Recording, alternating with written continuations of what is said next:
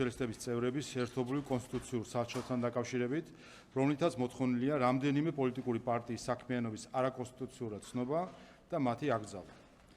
კერძოდ, რაც შეეხება წინაპირობებს. 2024 წლის საპარლამენტო არჩევნების წინ ქართული ოცნების პოლიტიკური გუნდი ამორჩევლებს დაპირდით, რომ ამორჩევლების მხარდაჭერის შემთხვევაში უზრუნველყოფდით ნაციონალური მოძრაობის რეჟიმის ძირეული პოლიტიკური და სამართლებრივი შეფასების პროცესის წარმართვას.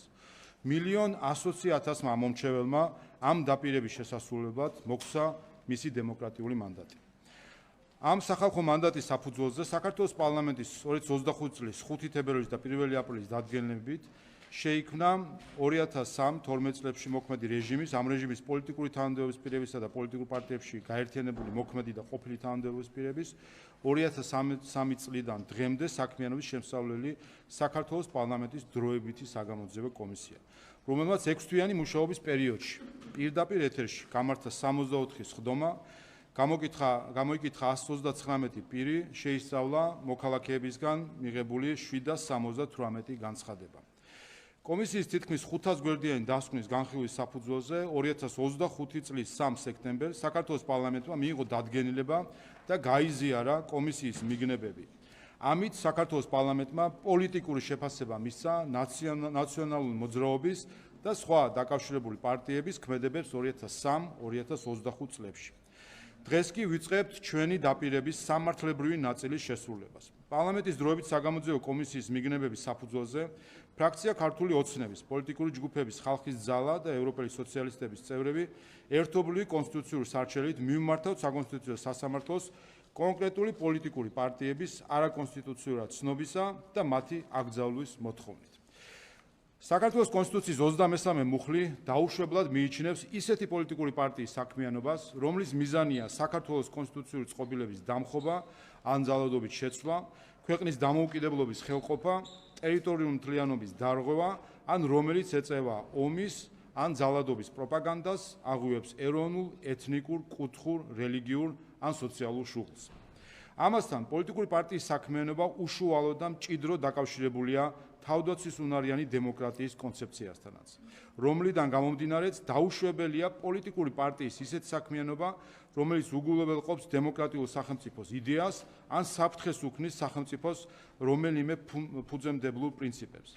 ადამიანის უფლებათა ევროპულმა სასამართლომ თავის გადაწყვეტილებებში სწორედ თავდაცვის უნარიანი დემოკრატიის კონცეფციაზე დაყრდნობით აღნიშნა, რომ თუ სახელმწიფო ხელისუფლების ორგანომ პოლიტიკური პარტიის მიერ დემოკრატიისთვის საფრთხის შემცველი პოლიტიკის გატარების რისკი სათანადოდ დაადასტურა, სახელმწიფო უფლებამოსილია აღკვეთოს ასეთი პოლიტიკის გატარება.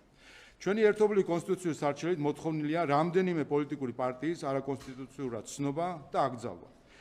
სხვა დარღვევებთან ერთად მტკიცებულებები დასტურდება, რომ შესაბამისი პოლიტიკური პარტიები პრაქტიკულად უწყვეტ რეჟიმში უარყოფენ საქართველოს მოქმედი ხელისუფლებისა და მმართველი პოლიტიკური პარტიის როგორც საშინაო პოლიტიკურ, ისე საგარეო პოლიტიკურ ლეგიტიმაციას და შესაბამისად მის კონსტიტუციურობას. ამით აღნიშნული პარტიები აღიარებენ, რომ მათსა და მმართველ პარტიას შორის ერთ-ერთი მხარე უსათუოდ არაკონსტიტუციურად უნდა შეირაცხოს. ჩვენს სარჩელში წარმოდგენილია მტკიცებულებები იმის შესახებ, რომ არაკონსტიტუციური მიზნები სწორედ ამ პოლიტიკურ პარტიებს ამოძრავებს. რაც შეეხება სარჩელის სამართლებრივ დასაბუთებას. კონსტიტუციური სარჩელი ეფუძნება საქართველოს კონსტიტუციის 23 მუხლით გათვალისწინებულ შემდეგ დარღვევებს. პირველი, საქართველოს კონსტიტუციური წყობილების დამხობა და ძალადობით შეცვლა. პირველი ქვეპუნქტი, ადამიანის უფლებების ხელყოფა. საქართველოს კონსტიტუციური წყობილების განუყოფელი ელემენტია სამართლებრივი სახელმწიფოს პრინციპი და ადამიანის ძირითადი უფლებები, რომელთა სისტემური დარღვევა საქართველოს კონსტიტუციური წყობილების ხელყოფაა. დროებითი საგამოძიებო კომისიის დასკვნაში ასახული ფაქტებითა და მტკიცებულებებით დასტურდება, რომ ნაციონალური მოძრაობის ხელისუფლებაში ყოფნის პერიოდში ადამიანის უფლებების ხელყოფა გასცილდა ერთეულ შემთხვევების ფარგლებს და მიიღო სისტემური და სისტემატური ხასიათი. კერძოდ, პენიტენციურ დაწესებულებაში მოთავსებულ პირთა წამების პრაქტიკის დანერგვით, კვლელობებისა და სხვაგვარი ძალადობის პრაქტიკის დანერგვით, პირთა უკანონო თვალთვალის, უკანონო მიყურადებისა და პირადი ცხოვრების ამსახველი ვიდეო, აუდიო და ფოტომასალის უკანონო შექმნის, შენახვისა და გამოყენების პრაქტიკის დანერგვით, მასობრივი ინფორმაციის საშუალებების საკუთრების ან სხვა უფლების ხელმყოფი პრაქტიკის დანერგვით და ქონების გამოძალვისა და საკუთრების უფლების ხელყოფის პრაქტიკის დანერგვით. მეორე საკითხი, საყოველთაოდ არჩევნების გზით არჩეული ორგანოების ლეგიტიმურობის აღიარებაზე უარის თქმა, საქართველოს კონსტიტუციური წყობილების დამხობის ან ძალადობის შეცვლის მცდელობები. საქართველოს პარლამენტის 2012 წლის 1 ოქტომბრის არჩევნების ჩატარებიდან დღემდე საქართველოში ჩატარდა 9 მორიგი საყოველთაო არჩევნები. აღნიშნული არჩევნების შედეგებისა და ამ არჩევნების გზით არჩეული ორგანოების ან თანამდებობის პირების ლეგიტიმურობის აღიარებაზე მთელ რიგ შემთხვევაში უარი თქვეს და ამ გზით საქართველოს სახელმწიფოს წინააღმდეგ არაერთი საბოტაჟი აწარმოეს კონსტიტუციურ საცილში მითითებულმა არაკონსტიტუციურმა პოლიტიკურმა პარტიებმა. მიუხედავად იმისა, რომ ყველა ეს არჩევნები საქართველოს კონსტიტუციისა და საარჩევნო კანონმდებლობის შესაბამისად ჩატარდა. კერძოდ, 2016 წლის საპარლამენტო არჩევნების შემდეგ შედგა ხალხის მიერ დემოკრატიული წესით არჩეული ხელისუფლების არალეგიტიმურად გამოცხადების პირველი მცდელობა, როდესაც არჩევნების არალეგიტიმობის ყალბის საბაბით ნაციონალურმა მოძრაობამ არჩევნების მეორე ტურს ბოიკოტიც კი გამოუცხადა. თუმცა მოგვიანებით ისინი შეუდგნენ საქართველოს პარლამენტში მანდატების გამოყენებას, რაც უტყუარად ადასტურებს იმ გარემოებას, რომ არჩევნების არალეგიტიმურად გამოცხადებას არავითარი საფუძველი არ ჰქონდა. მეორე, 2018 წელს ნაციონალურ მოძრაობის თაოსნობით მოქმედმა კოალიციამ უარი თქვა საქართველოს პრეზიდენტის არჩევნების შედეგების აღიარებაზე და სცადა ძალადობრივი მეთოდის გამოყენებით საქართველოს ახალარჩეული პრეზიდენტის ფიცის დადების ცერემონიის ჩაშლა. მესამე, 2019 წლის ივნისში ნაციონალურ მოძრაობა და მჭიდროდ დაკავშირებული სხვა პოლიტიკური პარტიები საქართველოს პარლამენტის სასახლის შტურმით აღებას შეეცადნენ. მეოთხე, 2020 წლის საპარლამენტო არჩევნები არაკონსტიტუციურმა პოლიტიკურმა პარტიებმა არალეგიტიმურად შერაცხეს, უარი თქვეს ახალარჩეული პარლამენტის მუშაობაში მონაწილეობაზე და საქართველოს ცენტრალური საარჩევნო კომისიის ადმინისტრაციული შენობის შტურმით აღებას შეეცადნენ. თუმცა მოგვიანებით ისინი შეუდგნენ საქართველოს პარლამენტში მანდატების გამოყენებას, რაც უტყუარად ადასტურებს იმ გარემოებას, რომ არჩევნების არალეგიტიმურად გამოცხადებას არავითარი საფუძველი არ ჰქონდა. მეხუთე, 2021 წლის თვითმმართველობის არჩევნები არაკონსტიტუციურმა პოლიტიკურმა პარტიებმა არალეგიტიმურ არჩევნებად შერაცხეს, სხვადასხვა ქალაქში საპროტესტო აქციები წამოიწყეს და ხელახალი არჩევნების ჩატარების მოთხოვნა განაახლეს. თუმცა მოგვიანებით აქაც შეუდგნენ მანდატების განხორციელებას, რითაც დასტურდება, რომ არანაირი სამართლების საფუძველი არ ჰქონდა. მეექვსე, 2024 წლის საპარლამენტო არჩევნების შემდეგ პოლიტიკურმა პარტიებმა, რომლებმაც საარჩევნო ბარიერი გადალახეს, უარყვეს ამ არჩევნების შედეგები, უარი თქვეს პარლამენტის წევრის მანდატებზე და ახალარჩეული პარლამენტი არალეგიტიმურად გამოაცხადეს. მეტიც, არჩევნების შემდეგ არაკონსტიტუციურმა პოლიტიკურმა პარტიებმა ხელი შეუწყეს და განახორციელეს ისეთი ღონისძიებები, რომლებიც მოიცავდა საქართველოს პარლამენტის სასახლეში ძალით გამოყენებით შეჭრას. ზემოაღნიშნული ქმედებების პარალელურად და მათ გაგრძელებად არაკონსტიტუციურმა პოლიტიკურმა პარტიებმა 2022-25 წლებში განახორციელეს საქართველოს კონსტიტუციური წყობილების დამხობის ან ძალადობით შეცვლის რამდენიმე მცდელობა.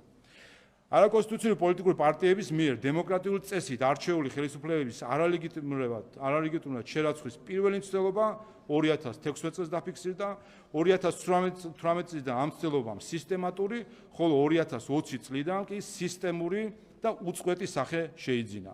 ამასთან დემოკრატიული წესით არჩეული ხელისუფლების არალეგიტიმურად გამოცხადებას 2019-25 წლებში ერთვოდა საქართველოს კონსტიტუციური წყობილების დამხობისა და ძალადობით შეცვლის. მთლიანობაში 6 უშუალო მცდელობა, რაც ადასტურებს, რომ საქართველოს კონსტიტუციური წყობილების დამხობისკენ ან ძალადობით შეცვლისკენ მიმართული საქმიანობა, რომელსაც არაკონსტიტუციური პოლიტიკური პარტიები აწარმოებენ, ხანგრძლივი, სისტემური და აქტუალურია, რაც დღეს ამ მიზნით აქტუალურობასაც უტყუარად ცხადყოფს. ამრიგად 2012 წლებში ნაციონალურმა მოძრაობამ დაარღვია საქართველოს კონსტიტუცია და ადამიანის უფლებათა ევროპული კონვენციით გათვალისწინებული ადამიანის ძირითადი უფლებები. ამასთანავე კონსტიტუციურ სარცელში მითითებულმა ყველა არაკონსტიტუციურმა პარტიამ დაარღვია საქართველოს კონსტიტუციის მესამე მუხლითა და ადამიანის უფლებათა ევროპული კონვენციით გათვალისწინებული დემოკრატიის არსი, რაც საქართველოს კონსტიტუციისა და საარჩევნო კანონმდებლობის შესაბამისად ჩატარებული საყოველთაო არჩევნების გზით არჩეული ორგანოებისა და თანამდებობის პირების ლეგიტიმურობის აღიარებაზე უსაფუძვლო უარის თქმასა და დემოკრატიის მიმართ აშკარა და უხეში უპატივცემულობის გამოვლენაში გამოიხატება. მეორე საფუძველი საქართველოს დამოუკიდებლობის ხელყოფა, ქვეყნის ტერიტორიული მთლიანობის დარღვევა. პირველი ეპიზოდი 2008 წლის აგვისტოს ომი. ნაციონალურ მოძრაობამ ხელისუფლებაში ყოფნის დროს საქართველოს დამოუკიდებლობისა და ტერიტორიული მთლიანობის წინააღმდეგ ჩაიდინა არაერთი ქმედება და ამ მხრივ აშკარა არაკონსტიტუციური საქმიანობა განახორციელა, რამაც დააზიანა საქართველოს ტერიტორიული მთლიანობის შვიდობიანი გზით აღდგენის პერსპექტივა და ხელი შეუწყო საქართველოს ტერიტორიების ოკუპაციასა და საოკუპაციო ძალის მიერ ოკუპაციასთან მიმართებით პოლიტიკური პოზიციების გამყარებას. კერძოდ, 2004-2008 წლებში საომარ რიტორიკასთან და კონფრონტაციულ ქმედებებთან ერთად აღსანიშნავია შემდეგი ფაქტები. 2004 წელს ქალაქ ცხინვალის მიმართულებით შეიარაღებული დაპირისპირება განხორციელდა. 2006 წლის 28 სექტემბერს კოდორის ხეობას საქართველოს პრეზიდენტის ბრძანებულებით ეწოდა ზემო აფხაზეთი. 2006 წლის ნოემბერში საქართველოს იმდროინდელმა ხელისუფლებამ ცხინვალის რეგიონში საქართველოს როგორც დე იურე, ისე დე ფაქტო იურისდიქციას დაქვემდებარებულ ტერიტორიაზე ჩაატარა ალტერნატიული არაკონსტიტუციური არჩევნები, სადაც აირჩა ეგრეთ წოდებული სამხრეთ ოსეთის პრეზიდენტი და მის დაქვემდებარებაში შეიქმნა ეგრეთ წოდებული სამხრეთ ოსეთის ალტერნატიული მთავრობა, რომლის წევრების მინისტრებად იწოდებოდნენ. ამით საქართველოს იმჟამინდელმა ხელისუფლებამ ცხინვალის რეგიონში სეპარატისტულ არჩევნებს ირიბი ლეგიტიმაცია შეძინა, რაც საქართველოს სახელმწიფო ინტერესების ღია და უხეში ღალატი იყო. 2007 წელს საქართველოს იმდროინდელმა ხელისუფლებამ ყოფილი სამხრეთ ოსეთის ავტონომიური ოლქის ტერიტორიაზე შექმნა დროებითი ადმინისტრაციული ტერიტორიული ერთეული და სამართლებრივად აღადგინა სამხრეთ ოსეთის ავტონომიური ოლქის 1990 წელს გაუქმებული საზღვრები. და ბოლოს აღნიშნული ქმედებების კულმინაცია იყო 2008 წლის აგვისტო, როდესაც საქართველოს იმდროინდელმა ხელისუფლებამ შექმნა ნიადაგი ცხინვალის რეგიონში საოკუპაციო ძალის შესაჭრელად, რის შემდეგაც საქართველოს იმჟამინდელმა ხელისუფლებამ ხარი დაუჭირა ევროპის საბჭოს საპარლამენტო ასამბლეის 2008 წლის 2 ოქტომბრის რეზოლუციას, რომლითაც აღიარა საკუთარი ქმედებებით ესკალაციის ახალ ღია და სრულმასშტაბიან საომარი მოქმედებების საფეხურზე გადაყვანა, რუსეთის სამხედრო ინტერვენციას კი საპასუხო იერიში უწოდა. ამრიგად, ნაციონალურმა მოძრაობამ 2004 წლიდან გეგმაზომიერად და თანმიმდევრულად განახორციელა ქმედებები და ღონისძიებები, რომლებიც ხელი შეუწყო არამხოლოდ საქართველოს ტერიტორიების ოკუპაციას, არამედ საოკუპაციო ძალის მიერ ოკუპაციასთან მიმართებით პოლიტიკური პოზიციების გამყარებასაც. მეორე ეპიზოდი 2012 წლის შემდგომ განვითარებული მოვლენები. ნაციონალურ მოძრაობამ საქართველოს დამოუკიდებლობისა და ტერიტორიული მთლიანობის წინააღმდეგ ქმედებების ჩადენა 2012 წლის შემდეგაც განაგრძო, რაც უკვე მჭიდროდ დაკავშირებულ სხვა არაკონსტიტუციურ პოლიტიკურ პარტიებთან ერთად განახორციელა. პირველი, საქართველოს ტერიტორიული მთლიანობის შვიდობიანი გზით აღდგენის პერსპექტივის დაზიანება და საქართველოსა და რუსეთს შორის აქტიური საომარი მოქმედებების გაჩაღების მცდელობა ხელშეწყობა. 2022 წელს უკრაინაში რუსეთის შეჭრის პირველივე წუთებიდან გამოვლინდა არაკონსტიტუციური პოლიტიკური პარტიების მიზანი და მცდელობა. რუსეთ-უკრაინის ომის ფონზე საქართველოსა და რუსეთის ფედერაციას შორის კონფლიქტი მაქსიმალურ ნიშნულამდე გაემწვავებინათ. არაკონსტიტუციური პოლიტიკური პარტიები დღემდე ცდილობენ საქართველოსა და რუსეთს შორის ვითარება გამწვავდეს იგივე ფორმითა და ხარისხით, რა ფორმითა და ხარისხითაც ამას 2008 წლის ომამდე ნაციონალური მოძრაობა ახორციელებდა. მეორე მიმართულება საქართველოს დამოუკიდებლობის ხელყოფაში უცხოური ძალისთვის ხელის შეწყობა. საქართველოს ტერიტორიული მთლიანობის მშვიდობიანი გზით აღდგენის პერსპექტივის დაზიანებასა და საქართველოს და რუსეთს შორის აქტიური საომარი მოქმედების გაჩაღების მცდელობა ხელშეწყობასთან ერთად 2012 წლის შემდეგ საქართველოს დამოუკიდებლობის ხელყოფის მცდელობა სხვა მიმართულებითაც ხორციელდება. კერძოდ, ეს პოლიტიკური პარტიები ისწრაფვიან სხვადასხვა საკითხთან მიმართებით უცხოეთიდან დაისაჯოს საქართველოს სახელმწიფო და საქართველოს ხელისუფლება, რათა საქართველოს მოქალაქეებში უკმაყოფილება დაგროვდეს, ისინი მათ მიერ კანონიერად არჩეულ ხელისუფლებას დაუპირისპირდნენ და ეს პროცესები საქართველოს სახელმწიფოს წინააღმდეგ საბოტაჟის მექანიზმად და საქართველოს ხელისუფლებაზე ზეწოლის ბერკეტად იქნეს გამოყენებული. კერძოდ, ეს ცდილობები მოიცავს ევროპის კავშირის წევრი სახელმწიფოების ტერიტორიაზე საქართველოს მოქალაქეთათვის უვიზო მიმოსვლის რეჟიმის შემოღებისა და შენარჩუნების საკითხისთვის საზიანო ქმედებებს. მეორე, ევროპის კავშირში საქართველოს გაწევრიანების მიმართულებით ქვეყნისთვის ხელშეშლილ ქმედებებს. მესამე, საქართველოს სახელმწიფოსა და საქართველოს ხელისუფლებაზე უცხოეთიდან სისტემატური საინფორმაციო თავდასხმებს, სანქციების დაწესების მცდელობებს და ამის ხელშეწყობას.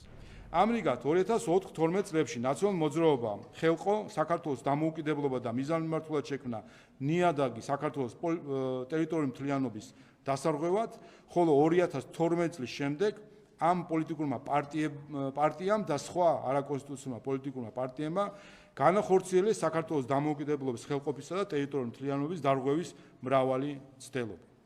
ამ ყველაფრიდან გამომდინარე, ჩვენი სარჩელი შეიცავს შემდეგ სასარჩელო მოთხოვნას. ზემოაღნიშნული გარემოებები საქართველოს კონსტიტუციისა და ადამიანის უფლებათა ევროპული სასამართლოს მიდგომების გათვალისწინებით ერთობლივად ქმნის რამდენიმე არაკონსტიტუციური პოლიტიკური პარტიის აკრძალვის მყარ კონსტიტუციურ საფუძვლებს. ამასთან, საერთაშორისო პრაქტიკის მიხედვით, პოლიტიკური პარტიის აკრძალვისთვის მის არაკონსტიტუციურ იდეებთან და ქცევასთან ერთად მნიშვნელოვანია, რომ კონკრეტულ პარტიას ჰქონდეს იმის შესაძლებლობა, რომ რეალური საფრთხე შეუქმნას კონსტიტუციურ წყობილებას.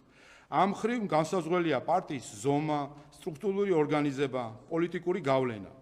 ამიტომ იმ პარტიების განსაზღვრისას, რომელთა აკრძალვასაც კონსტიტუციური სარჩელით ვითხოვთ, ვისარგებლეთ ორი მთავარი კრიტერიუმით. პირველი, რამდენად მყარია კონკრეტული პარტიის არაკონსტიტუციურობის სამართლებრივი დასაბუთება და მეორე, რამდენად უქმნის კონკრეტული არაკონსტიტუციური პარტია მისი ზომით, ორგანიზაციული სტრუქტურით თუ პოლიტიკური გავლენით რეალურ საფრთხეს კონსტიტუციურ წყობილებას. შესაბამისად, ჩვენი ერთობლივი კონსტიტუციური სარჩელის მოთხოვნილია შემდეგი სამი პოლიტიკური პარტიის არაკონსტიტუციურად ცნობა და აკრძალვა, რომლებმაც საერთო მისწრაფებით მოქმედი კოალიციური ერთობა და ერთიანი ორგანიზმი შექმნეს და დღესაც ასე მოქმედებენ. ეს პარტიებია და წარმოგიდგენთ პარტიებს მათი პარტიების რეესტრში ოფიციალურად რეგისტრირებული დასახელების მიხედვით. მოქალაქეთა პოლიტიკური გაერთიანება, ერთიანობა, ნაციონალური მოძრაობა. მეორე, მოქალაქეთა პოლიტიკური გაერთიანება, კოალიცია ცვლილებისთვის, გვარამია, მელია, გირჩი, დროა. მესამე, მოქალაქეთა პოლიტიკური გაერთიანება, ძლიერი საქართველო, ლელო, ხალხისთვის, თავისუფლებისთვის. ამასთანავე გასათვალისწინებელია, რომ ზემოხსენებულ პოლიტიკურ პარტიებთან ჭიდროდ დაკავშირებულია სხვა პოლიტიკური პარტიებიც, როგორებიცაა ელენე ხოშტარია, დროა და გირჩი, მეტი თავისუფლება, რომლებიც სინამდვილეში კოალიცია ცვლილებისთვის, გვარამია, მელია, გირჩი, დროას შემადგენლობაში არიან, თუმცა ფორმალურად დამოუკიდებელ პარტიებად არიან რეგისტრირებული. აგრეთვე კი ევროპას სტრატეგია აღმაშენებელი, ევროპული საქართველოს მოძრაობა თავისუფლებისთვის, ფედერალისტური პარტია, საქართველოს რესპუბლიკური პარტია და სხვა ფიქტიური, ერთკაციანი და მცირე პარტიები. თუმცა, ვინაიდან მათ ამჟამად მათი სიდიდით, ორგანიზაციული სტრუქტურით, არსებითი გავლენა, მათ შორის საარჩევნო ბარიერის გადალახვის რეალური პერსპექტივა არ გააჩნიათ, ამ ეტაპზე მათი აკრძალვის აუცილებლობა არ იკვეთება. მათი არაკონსტიტუციურობის საკითხი დღის წესრიგში შეიძლება დადგეს მოგვიანებით იმ შემთხვევაში, თუ ისინი პოლიტიკურ პროცესზე არსებით გავლენას შეიძენენ. ზემოაღნიშნული პარტიების არაკონსტიტუციური მიზნების ერთიანობას ადასტურებს შემდეგი გარემოებები. აღნიშნული პოლიტიკური პარტიების ხელმძღვანელი პირები ნაციონალურ მოძრაობის ან მისი მონაწილეობით შექმნილი საარჩევნო ბლოკის წარდგენით არჩეული იქნენ სხვადასხვა მოწვევის საქართველოს პარლამენტის წევრებად, ეკავათ სხვადასხვა პარტიული თუ პოლიტიკური თანამდებობები. და მეორე, აღნიშნული პოლიტიკური პარტიები წლების განმავლობაში თვისებრივად ერთნაირი პოზიციით წარმოჩინდებოდნენ, ქმნიდნენ საერთო მისწრაფებით მოქმედ კოალიციურ ერთობას და ერთიან ორგანიზმს და დღესაც ასე მოქმედებენ. ამავე დროს, ჩვენი კონსტიტუციური სარჩელით მოთხოვნილი არ იქნება არაკონსტიტუციური პოლიტიკური პარტიის წარდგენით არჩეული წარმომადგენლობითი ორგანოს წევრების უფლებამოსილების შეწყვეტა, რაც დღევანდელი მდგომარეობით რელევანტური იქნებოდა მხოლოდ პარტია ლელოს სახელით საკრებულოში გასულ 59 წევრთან დაკავშირებით. ამით უპირველეს ყოვლისა გსურს პატივი უცეთ მათ ამომრჩევლებს და განსხვავებით თავად პარტია ლელოსგან, რომელმაც მისი ამორჩევლისგან მინიჭებული საპარლამენტო მანდატების მიღებაზე უარი თქვა, საკრებულოებში შევინარჩუნოთ ამორჩევლის მიერ გაცემული მანდატი. ასევე ჩვენი სარჩელი არ შეიცავს არაკონსტიტუციურ პოლიტიკურ პარტიასთან დაკავშირებული პირებისთვის პოლიტიკური საქმიანობის შეზღუდვის მოთხოვნას. როგორც იცით, დღეს კანონმდებლობით განსაზღვრულია მემკვიდრე პარტიის ინსტიტუტი, რომელიც იძლევა უფრო ფართო შესაძლებლობას აკრძალულ პარტიებთან დაკავშირებული პირების სამომავლო არაკონსტიტუციური პოლიტიკური საქმიანობის აღსაკვეთად. დიდი მადლობა. გიორგი გახარიას პარტია რატომ არ არის კონსტიტუციაში? შეგიძლიათ გვიპასუხოთ, რა კრიტერიუმში არჩევა? თქვენ უმზეისაუბრეთ და გვახსოვს გახარიასთან პრეტენზიები ჩორჩანის საკითხზე, მოცივისთან დაკავშირებით და რატომ ვერ მოხდა ასაკრძალ პარტიებში რომ განგვიმარტოთ? უპირველეს ყოვლისა, კიდევ ერთხელ რომ ყურადღება მივაქციოს, სამ პარტიას ეხება. თუმცა ამავე დროს მიგითითეთ რომ არიან ამ პარტიებთან დაკავშირებული პარტიები, მაგრამ ვინაიდან ერთ-ერთი მათ შორის საერთაშორისო სტანდარტით დამკვიდრებული კრიტერიუმი არის რომ პარტია არა მხოლოდ თავისი ქცევით უნდა არღვევდეს კონსტიტუციას, არამედ რეალურ საფრთხეს უქმნიდეს კონსტიტუციურ წყობილებას, ამიტომ ერთკაციან და არარელევანტურ პარტიებთან დაკავშირებით ამ ეტაპზე ჩვენ არ გვაქვს საჩივალი ერთი წამი. და შესაბამისად განვიმატეთ, რაც შეეხება გახარია საქართველოსთვის პარტიას. მათ მიმართ მთავარი და ამავე დროს ვთვლი, რომ ორ კრიტერიუმს ეფუძნება ჩვენი მოთხოვნილება. პირველი ეს არის არაკონსტიტუციურობის დასაბუთებულობა და მეორე არის თვითონ პარტიის რელევანტურობა. გახარია საქართველოსთვის პარტიის შემთხვევაში მთავარი სამართლებრივი ხაზი იქნებოდა საბოტაჟი არჩევნების, თუმცა მათ იმ ნაბიჯით რომ თავის დროზე მანდატები შეინარჩუნეს და რამდენიმე დღის წინ კი განაცხადეს რომ პარლამენტში საქმიანობას განაახლებენ და დღეს განაახლეს კიდევაც საქმიანობა, ამ მხრივ ასე ვთქვათ ამ არგუმენტისგანაც თავი გაითავისუფლეს.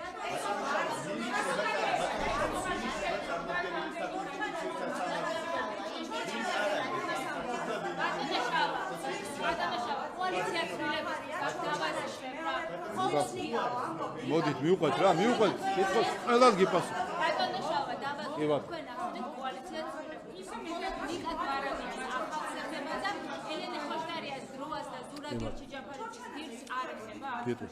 კი ბატონო, კი, მნიშვნელოვანია ეს ვინაიდან სახელმა შეიძლება დააბნიოს. პოლიტიკურ გაერთიანებას დღეს სახელად ქვია კოალიცია ცვლილებისთვის გვარამია მელია გირჩი დროა, თუმცა იცით რომ ცალკე არის პარტია გირჩი, ცალკე არის პარტია დროა. კონსტიტუციური სარჩელი ეხება მხოლოდ ამ პარტიას, რომ რეალურად ახალს, დიახ, რომლის ქოლგის ქვეშაც წინ არჩევნებზე შევიდნენ ცალკეული პოლიტიკოსები და სახელი გადაერქვა. ამიტომ ამ პარტიას ეხება ცალკე, თუმცა მე აქვე აღვნიშნე რომ რა თქმა უნდა, როგორც გირჩი, ასევე გირჩი მეტი თავისუფლება, ისე დროა არიან დაკავშირებული ამ პარტიებთან. ერთადერთი მიზეზი, რატომაც არ მიმართავთ მათთან დაკავშირებით საკონსტიტუციო სასამართლოს, არის ამ პარტიების ასე ვთქვათ ის რომ მათ რეალური გავლენა პოლიტიკაზე არ აქვთ, არის ერთკაციანი პარტიები და ესეც წარმოადგენს ერთ-ერთ განსაზღვრელ კრიტერიუმს პარტიების აკრძალვის დროს საერთაშორისო პრაქტიკაში. რაც შეეხება პროცედურასაც გეტყვით, ეს არჩეული ახლა გადაეცემა უპირველეს ყოვლისა საპროცედურო კომიტეტს, რომელმაც უნდა შეამოწმოს ხელმოწერების ნამდვილობა, დაადასტუროს ხელმოწერების ნამდვილობა და ამის შემდეგ უკვე როდესაც კომიტეტი დაადასტურებს, გადავაგზავნით საკონსტიტუციო სასამართლოში. საკონსტიტუციო სასამართლოს აქვს 9 თვე სარჩელის განსახილველი და 9 თვის თავზე ეს არის მაქსიმალურად და უნდა არსებობდეს უკვე გადაწყვეტილება. რაც შეეხება წარმომადგენლებს, სარჩელში ამ ეტაპზე წარმომადგენლები მითითებული არ არიან, ვინ წარმოადგენს ამ სარჩელს საკონსტიტუციო სასამართლოში, ამას მოგვიანებით დავაზუსტებთ. ეს სასამართლოს გადაწყვეტილია. აქედან მოვა. ინდივიდებზეც იქნებოდა სარჩელი, ანუ ეს ცალკე სარჩელი მომზადდება თუ აი ჩამოყალიბდა. მე მოგახსენებთ რომ ჩვენ ამ ეტაპზე ინდივიდებთან დაკავშირებით სასარჩელო მოთხოვნა არ გვაქვს და რატომ? ვინაიდან ინსტრუმენტი რომელიც არსებობს მემკვიდრე პარტიის სახით იძლევა უფრო ფართო შესაძლებლობას რომ ის ადამიანები რომლებიც არიან დაკავშირებული, იქნებიან დაკავშირებული აკრძალულ პარტიებთან მათი არაკონსტიტუციური პოლიტიკური საქმიანობა აღკვეთოთ. ანუ უფრო მოქნილი და ფართო ინსტრუმენტი არის, ვიდრე ეს იქნებოდა თუკი ჩვენ ინდივიდებისგან შემდგარ სიას ჩამოვაყალიბებით და ჩვენ ვამჯობინეთ ამ გზით წასვლა ამ ეტაპზე. კიდე ერთხელ სამ პარტიას კიდე ერთხელ გეტყვით არა გეტყვით კი ბატონო განმარტავ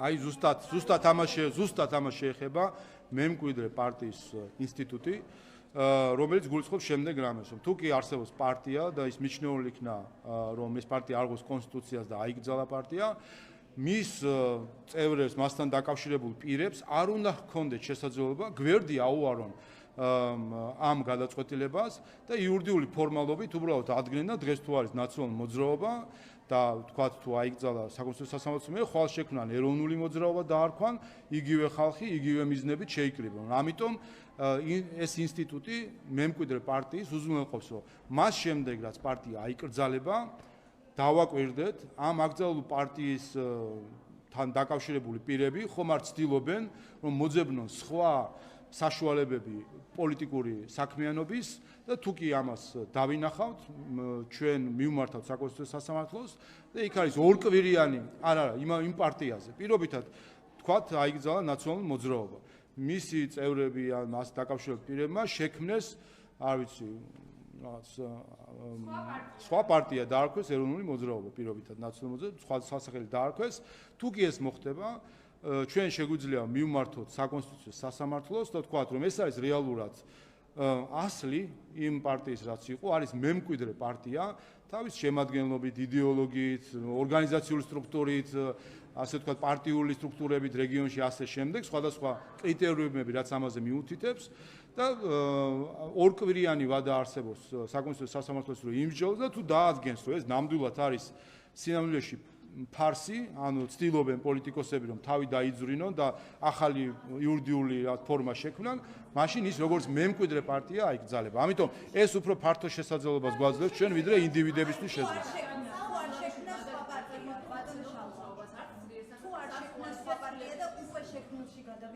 ესეც შეიძლება იყოს. ესეც შესაძლოა გახდეს.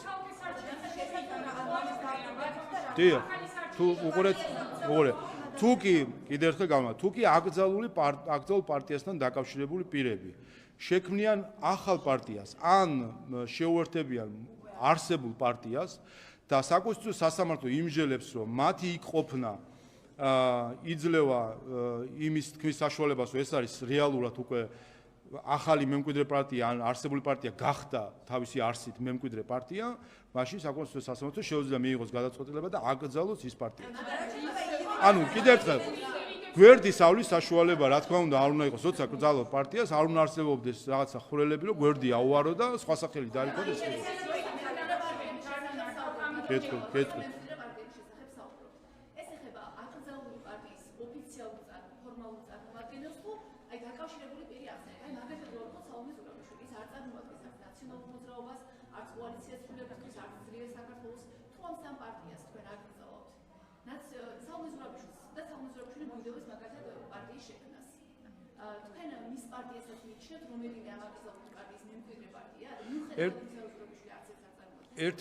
ერთ-ერთი მიზეზი, რატომაც ჩვენ სასარჩელში არ მიმართავთ ინდივიდუალურ პირებთან დაკავშირებით პოლიტიკური საქმიანობის შეზღუდვას, არის ზუსტად ეს, რომ ჩვენ არ გვინდა გქონდეს რაღაცა მოკლე სია, ანუ რაღაცა სია, რომელზეც ჩვენ ვითხოვდით, რომ ეს არიან პოლიტიკოსები, რომელსაც არ უნდა მიეცეს საშუალება, რომ პოლიტიკური ცხოვრების ნაწილი იყვნენ, არამედ გვინდა დავითოვოთ უფრო ფართო ინსტრუმენტი, რომელიც მოგჩვენებს ჩვენ საშუალებას, რომ შემდეგ ვამტკიცოთ, მივიჩნიოთ დაკავშირებულად თუ არ მივიჩნიოთ ჩვენი გადმოსახედიდან. დიახ.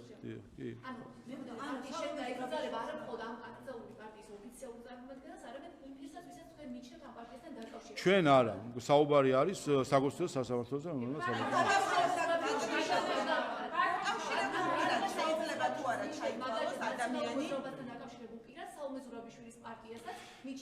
უყურეთ, წინ კარგი რომ წინი ხედებით და უკვე თქვენ თვითონაც ფიქრობთ რომ ასაკრძალი არის ნაციონალური მოძრაობა თუ დანარჩენი ორი პარტია, თუ კი ამას ფიქრობთ, ჩვენ ახლა ვიწყებთ პირველ ეტაპს, ჯერ დაკავშირებულ პარტიამდე შორს არის. პირველი ეტაპი არის ჩვენი სასარჩელო მოთხოვნა პარტიებთან, ამ სამ პარტიასთან დაკავშირებით. ჯერ ნახოთ საკონსტიტუციო სასამართლომ მიიღოს სარჩელი, იყოს მსჯელობა, მივიდე ჯერ იმ პროცესამდე, რომ საკონსტიტუციო სასამართლო რა გადაწყვეტილებას მიიღებს და ამის შემდეგ ნახოთ ვინ რა დასკვნას გამოიწვევს. დაკავშირებულ პირად, კონკრეტულ პირად ინდივიდად შეიძლება თუ არა ჩაითვალოს ადამიანი, რომელიც მაგალითად წლების განმავლობაში გულს წირავდა ერთიან ნაციონალურ მოძრაობას. მე არანაირ განმარტებას არ გავაკეთებ, კანონმდებლობა არსებობს და შესაბამისად და დღეს აქტუალურიც არ არის ამ მხრივ. უყურეთ. და მაგითო გეკითხებით ბატონო. ხო, მე ჩვენ საქართველოს პარლამენტს მიღებული აქვს კანონმდებლობა. დღეს ეს საკითხი აქტუალური არ არის, ვინაიდან დღეს ჩვენ მიმართავთ მხოლოდ პარტიების აკრძალვის შუამდგომლობით მოთხოვნით საკონსტიტუციო სასამართლოს, რაც შეეხება დაკავშირებულ პარტიებს, ინდივიდუალებს და ასე შემდეგ, ეს საერთოდ არანაირ კავშირში ამ სარჩელთან არ არის, არანაირად არ უკავშირდება. არც შინაარსობრივად და არც დროის თვალსაზრისით, იმიტომ რომ დაკავშირებული პარტიის საკითხი შეიძლება აქტუალური გახდეს მხოლოდ მას შემდეგ, როდესაც რომელიმე პარტია აიგზავნება. ასევე მანამდე დიდი დრო არის იმისთვის, რომ ყველა გაიქცეს. უყურეთ, არ არის დღეს რელევანტური ეს საკითხი არ არის, მით უმეტეს ეს არ არის ჩვენი გასამართი, საკონსტიტუციო სასამართლომ უნდა განმარტოს ეს საკითხი. ჩვენ ეს ჯერ ამქამდე მივიდეთ, რომ პარტიები აიქცილოს და შემდეგ დაკავშირებული პარტია რომელი იქნება და რომელი არ იქნება, აქამდე ჯერ კიდევ დიდი.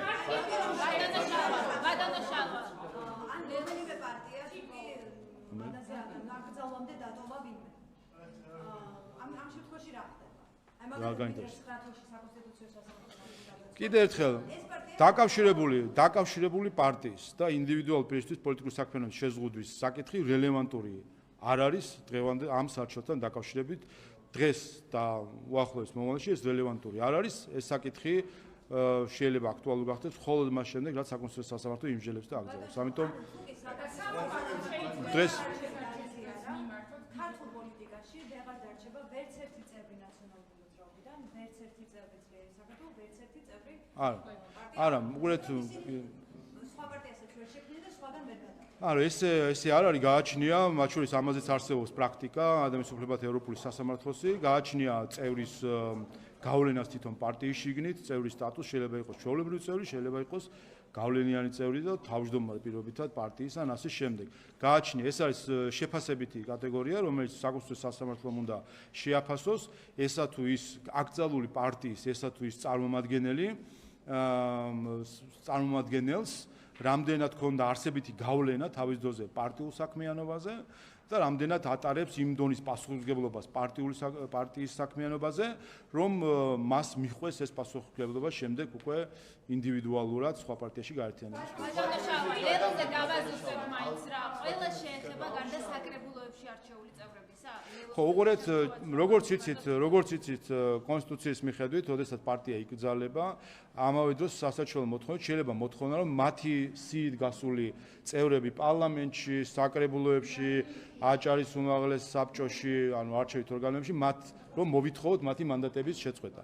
დღევანდელი მდგომარეობით საქმე ეხება სამ პარტიას, აქედან ნაციონალურ მოძრაობას და კოალიციას ცვლილებისთვის თავისი წარმომადგენლები არჩეულები არ ჰყავს არჩევით ორგანოებში. ერთადერთი ეს შეიძლება შეხებოდა ლელოს, რომელმაც ახლა 4 ოქტომბრის არჩევნებით 59 წევრი გაიყვანა სხვადასხვა საკრებულოში. მაგრამ ჩვენ არ შეგვაქვს ამ მანდატების შეწყვეტაზე მოთხოვნა, ვინაიდან ჩვენ გვინდა ამითი პატივიცეთ უპირველეს ყოვლისა ჩვენს მოქალაქეებს, იმ ამომრჩევლებს, რომლებიც შეცდომაში შეყვანილი იყვნენ თუ რა მიზეზებითაც მისცეს ხმა, მაგრამ მივიდნენ 4 ოქტომბერს და მიიღეს დემოკრატიულ პროცესში მონაწილეობა და ჩვენ გვინდა რომ ეს მანდატი შენარჩუნდეს იქ. თუმცა აქ ვიტყვი რომ იმ შემთხვევაში თუ კი მოხდება პოლიტიკური პარტიის აკრძალვა, ეს მანდატები შენარჩუნდება, უბრალოდ ეს წევრები გახდებიან დამოუკიდებელი წევრები და არა პარტიული წევრები. პოლიტიკური საქმიანობა ხო არ შეესაბამება ამ წევრებს? უყურეთ, ინდივიდუალურად ჩვენი სარჩელით არ მიმართავთ საკონსტიტუციო სასამართლოს ინდივიდუალური რაიმე სიით, რომ ამა თუ იმას შეეძლოს. თუმცა თავისთავად თუ კი ეს კონკრეტული ადამიანები არიან პარტიის ისეთი წევრები, რომლებსაც თავისი გავლენები აქვს და შემდეგ იქნება მცდელობა მემკვიდრე პარტიის შექმნის, აქ უკვე სასამართლო იმსჯელებს ამ ხარისხთან დაკავშირებით და ამის შეფასებით შეიძლება დადგინდეს, რომ მემკვიდრე პარტია არის, მისი წევრები არიან და ხელმეორედ აიგრძალო. ეს სარჩელი ახლა გადაეცემა ბრიფინგი ჩავატარე, გადაეცემა ახლა საპროცედურო საკითხთა კომიტეტს, რომელიც ხვალ სხდომას ჩაატარებს და საპროცედურო საკითხთა კომიტეტმა ხელმოწერები უნდა დაადასტუროს პარლამენტის წევრების, რომ ნამდვილი არის, ამიტომ ამის დადასტურების პროცესი არის. საპროცედურო საკითხთა კომიტეტზე ხვალ გავა, დადასტურდება და როგორც კი დასტურის საბუთი გვექნება, არა ხვალე გადავაგზავნებთ. ალდეს რეზოლუციასთან და ამოვწუროთ თუ კი ამაზე არის.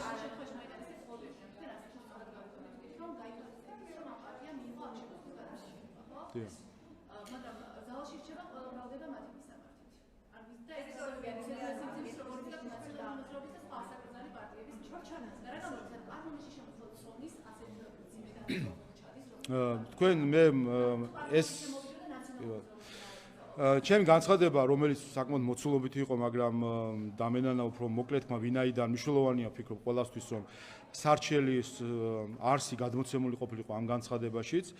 სარჩელი არ ვიცი 4 ამხელაა მოცულობით, მაგრამ მნიშვნელოვანი არის და თქვენც მოგიწოდეთ, რომ ამ განცხადებაში მოცემულია ყველა საკითხი და ყველა დასაბუთება, რაც თავარია. ერთ-ერთი მთავარი დასაბუთება, მაგალითად ლელოსთან დაკავშირებით და ზუსტად ეს არის, რომ იყვნენ მონაწილენი არჩევნების საბოტაჟისა, არაღიარებისა და ასე შემდეგ და დღესაც მანდატები მათ გაუქმებული აქვს. ამიტომ ეს სამართლებრივი ხაზი გახარია საქართველოსთვის პარტიასთან დაკავშირებით ორი მიზეზის გამო, ერთი რომ მართალია პარტიები პარლამენტში არ დადიოდნენ, თუმცა მანდატები შენარჩუნებული ჰქონდათ, მაგრამ საბოლოო ჯამში მათ შორის პარლამენტში აქტიური სამუშაო განაახლეს, სამართლებრივად, ასე ვთქვათ, დაიზრუნეს თავი. ალდეს რეზოლუციასთან დაკავშირებით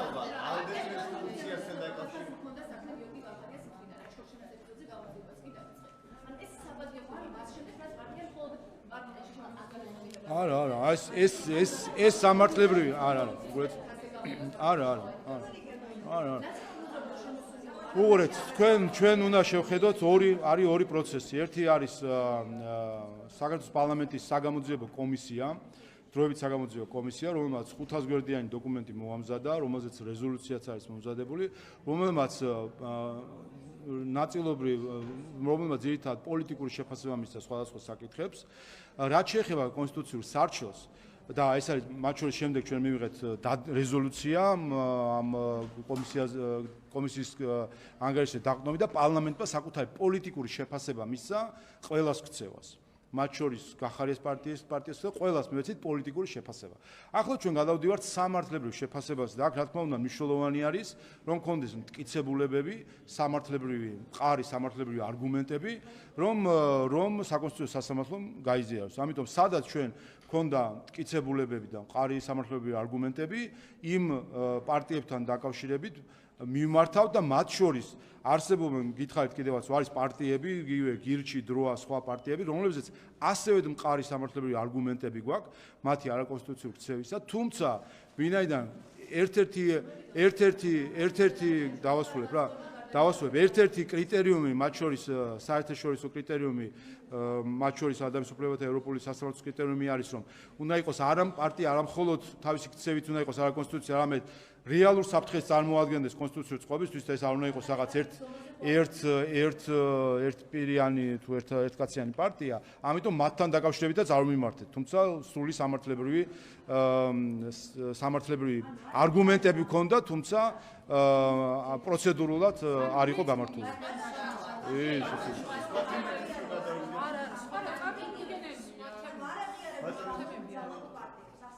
არა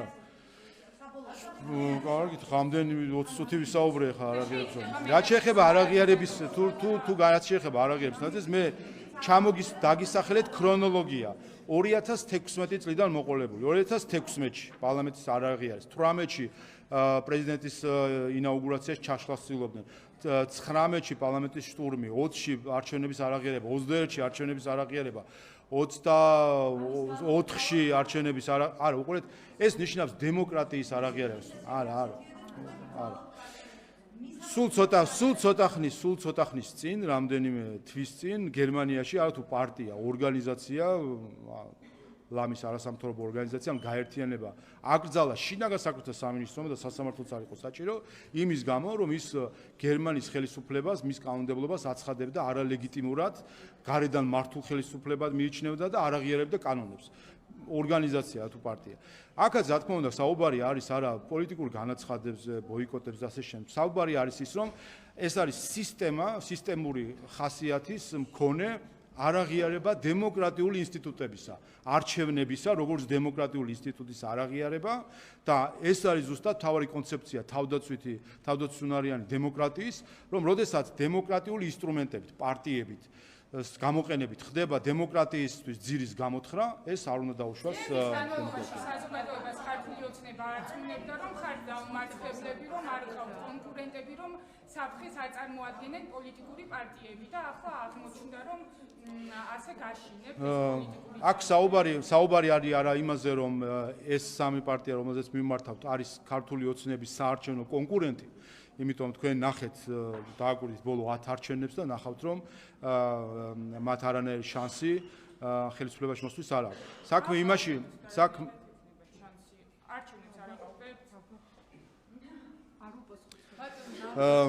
ესე იგი ხო რა კარგი ხუმრობა.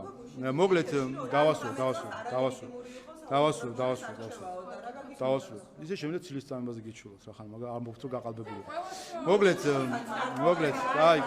მოგლეთ, რა შეეხება? ანუ საქმე შეეხება არა იმას, რომ ვინმე არის თუ არა ქართული ოცნების პოლიტიკური კონკურენტი, საარჩევნო კონკურენტი, არამედ საქმე ეხება იმას, რომ პარტიებს აქვთ რეალური შესაძლებლობა კონსტიტუციურ წყობილებას შეუქმნან რისკი. იმით რომ აქვთ ორგანიზაციული სტრუქტურა როგორც პარტიის ამას იყენებენ რეგიონალური სტრუქტურებით, იმისთვის რომ აქვთ ფული, იმისთვის რომ აქვთ შესაძლებლობა რომ გავლენა მოახდინონ გარკვეულ ჯგუფებზე ადამიანებისა და ისინი ასე ვთქვათ ისინი განაწყონ ქვეყნის კონსტიტუციური წყობილების წინააღმდეგ. საპირისპირო საუბრო. არა, რომელიც ამას ვამბობდით რომ არა. ჩვენ რასაც ვამბობთ იყო ყოველთვის რომ არის რადიკალური ჯგუფები, ექსტრემისტული ჯგუფები, კონსტიტუციას ეწინააღმდეგი ის რასაც ჩვენ ვამბობდით, დღეს ჩვენ ეს საკითხი, იმიტომ რომ რა თქმა უნდა ამას ჭირდება მათ შორის პოლიტიკური ნაბიჯიც არის ეს, ჩვენ ეს საკითხი გავიტანეთ შარშან რეფერენდუმად გამოცხადებულ არჩევნებზე, ჩვენს ამომრჩევლებს უთხარით რომ ვაპირებთ რომ პოლიტიკური და სამართლებრივი შეფასება მივცეთ ნაცმოძრაობის რეჟიმს და მასთან დაკავშირებულ აი ამ კონგლომერატს მივიღეთ 1,100,000 ადამიანის მანდატი რომ ამ კონსტიტუციური არჩევნით მიგვემართა სასამართლო. რომლებიც კანდიდატს უცხადებენ თუნდაც ნაციონალურ მოძრაობას. ან პარტია ახალს ხომ ბევრია. მოძებნონ ისეთი პარტიები, რომლებიც არ არღვევენ კონსტიტუციას და მათი ქვეყნის კონსტიტუციურ წყობილებას არ უთხრიან ძირს. ერთი რაღაცის დაზუსტება მინდა. თქვენ უფრო ეს პროცესი არის სამართლებრივი, ხო? და ის გადაწყვეტილება, რომელზეც თქვენ საუბრობთ, რომ 59 კანდიდატს არ შეეხება, ამ შემთხვევაში ლელოდან არ შეეხება გამხარიებს ისინი პარლამენტში ჩამოვიდნენ. პოლიტიკური გადაწყვეტილება არის ამის თქვენი მხრიდან. მაშინ იქ სამართლებრივი პროცესი იწყება. რატო ხდება რაც შეეხება პარლამენტის წევრებს, გახარია საქართველოს პარტიიდან პარტიას საერთოდ არ მიმართავთ, ამიტომ აქ ეს რელევანტურიც არ არის ეს საკითხი. ერთადერთი შესაძლოა რელევანტური ყოფილიყო ლელოსთან მიმართებით, მის 59 წარმომადგენელთან სხვადასხვა საკრებულოში. და თქვით კიდევაც, ვინაიდან ჩვენ გვინდა პატივი ვიცეთ მათ ამომრჩეველს. ლელომ უკვე რამდენჯერმე თავის ამომრჩეველს მიღებული მანდატი, ასე ვთქვათ, გადააგდო, გააუქმა 2020 წლის არჩევნებშიც 21-შიც თუ არ ვცდები, მქონდათ ესეთი მცდელობა ახლაც და ჩვენ გვინდა რომ ჩვენს მოქალაქეებს, მის ამომრჩევლებს მივცეთ შესაძლებლობა რომ ვინაიდან მივიდნენ 4 ოქტომბერს მისცეს არჩევნებში ხმა და იყვნენ დემოკრატიის პროცესი, მათი ამომრჩეველი არ დაისაჯოს ამის გამო. ის წევრები ხო არიან ის იმ პარტიას იმ რაიონში, იმიტომ მისცეს ხმა კონკრეტულ მუნიციპალიტეტში, რომ შესაძლოა ის ზუსტად ის წევრები და ამ შემთხვევაში ლელოს შემთხვევაში სიის პირველი ნომრები გავიდნენ, ესე ვთქვათ, დიდი ხარდაჭერა არ ქონდათ და ამიტომ ძირითადად იქ არიან გასულები მუნიციპალიტეტში ის ადამიანები, რომლის მიმართაც სავარაუდოდ მათ ამომრჩევლებს ჰქონდათ ნდობა რომ მიეცათ მანდატი. ამიტომ ჩვენ მათ ამომრჩევლებს მინდა მიმართო ლელოს ამომრჩევლებს რომ მათ მანდატს ვუფრთხილდებით და გვინდა რომ არ მოიქცეთ ისე როგორც მათ მოიქცათ ლელო რომელმაც ჩახსნა საკუთარი მანდატი.